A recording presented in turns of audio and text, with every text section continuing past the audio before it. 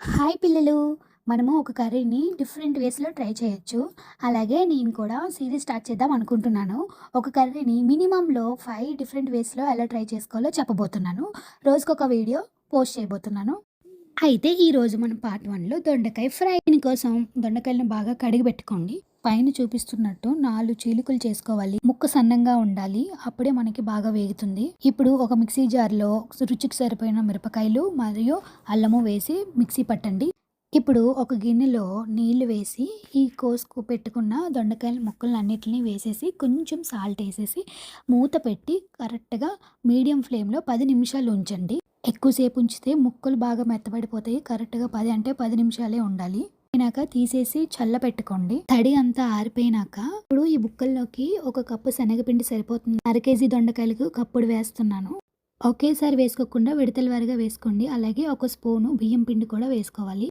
ఇందాక దంచి పెట్టుకున్న పేస్ట్‌ని కూడా వేయాలి. అల్లం పచ్చిమిర్చి పేస్ట్, కలర్ కోసం కొంచెం పసుపు, ఇప్పుడు మరి కొద్దిగా సాల్ట్ కూడా వేసుకోవాలి. ఇప్పుడు కొంచెం చిల్లీ పౌడర్ కూడా వేసుకోండి కలర్ కోసం. కొంచెం తక్కువ వేసుకోండి ఎందుకంటే ఎలాగో చిల్లీ పేస్ట్ వేశారు కదా.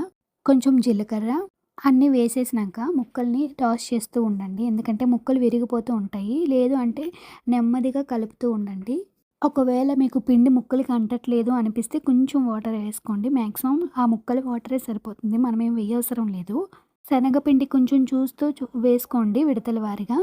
శుభ్రంగా పిండి మొత్తం ముక్కలకి పట్టేటట్టు అటు ఇటు మెత్తగా కలుపుకుంటూ ఉండాలి. ఇప్పుడు పాన్ మీద ఆయిల్ పెట్టి ప్రీహీట్ చేయండి. ప్రీహీట్ చేసినాక ఆయిల్ వేడెక్కగానే ఈ ముక్కలన్నిటిని వేసేసుకోవాలి. వేసుకొని మీడియం ఫ్లేమ్ మీద కరెక్ట్‌గా 8 నిమిషాలు పాటుగా వేయించుకోవాలి. వేయించుకొని మధ్య మధ్యలో ఫ్లిప్ చేసుకుంటూ దించే ముందు హై ఫ్లేమ్‌లో పెట్టి దించితే క్రిస్పీగా ఉంటాయి. చూసుకోండి.